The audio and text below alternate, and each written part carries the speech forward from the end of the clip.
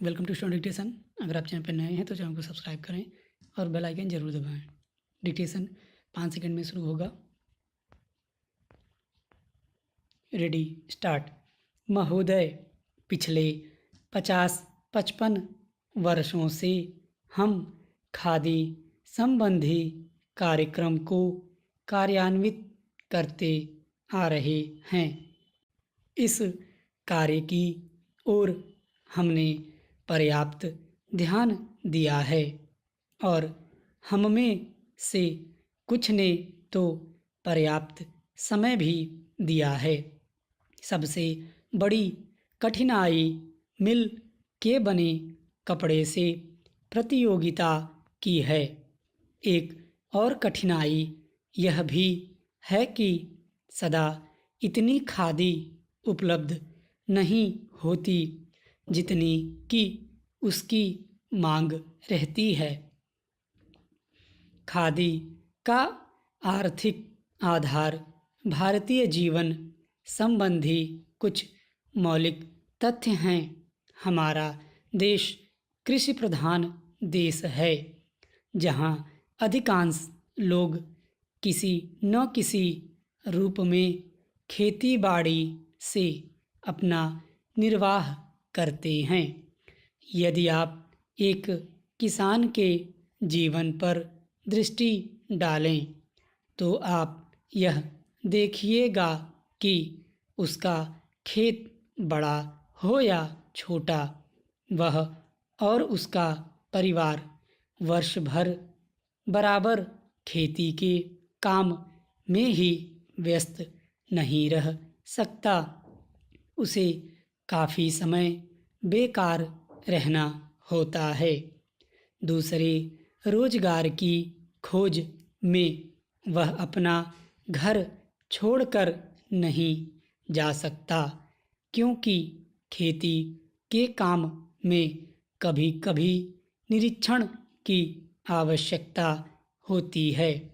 यदि बेकारी का वह सब समय जब किसान व्यस्त नहीं होता खादी तैयार करने के काम में लगाया जाए तो देश भर की आवश्यकता के अनुसार खादी मिल सकती है। ऐसी अवस्था में कोई भी कम मजदूरी का प्रश्न नहीं उठाएगा, क्योंकि यह काम तो ऐसे समय में किया जाएगा जो बिल्कुल खाली होगा। उस खाली समय में किसान कुछ न कुछ कमाएगा ही, और वह कमाई ऐसी भी नहीं कि उसका कुछ भी मूल्य न हो। कम से कम वह अपने लिए तो इतना कपड़ा तैयार कर ही सकेगा जिससे उसको बाजार से न खरीदना पड़े। मैं आपको अपने निजी अनुभव से बता सकता हूँ कि 1 घंटा प्रतिदिन काटने से हमें इतना कपड़ा मिल सकता है जितना कि एक औसत हिंदुस्तानी के लिए आवश्यक है, अर्थात 15 से 20 गज कपड़ा प्रति व्यक्ति।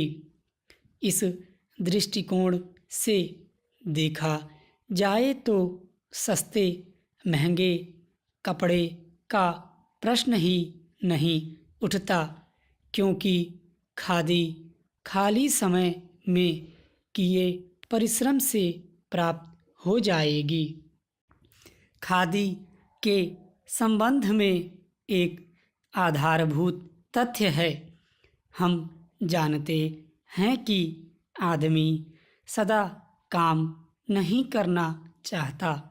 कभी-कभी उसे खाली बैठे रहना ही अच्छा लगता है, परंतु इन सब कठिनाइयों के अतिरिक्त मैं सोचता हूँ कि खादी का प्रचार और विस्तार असंभव नहीं है।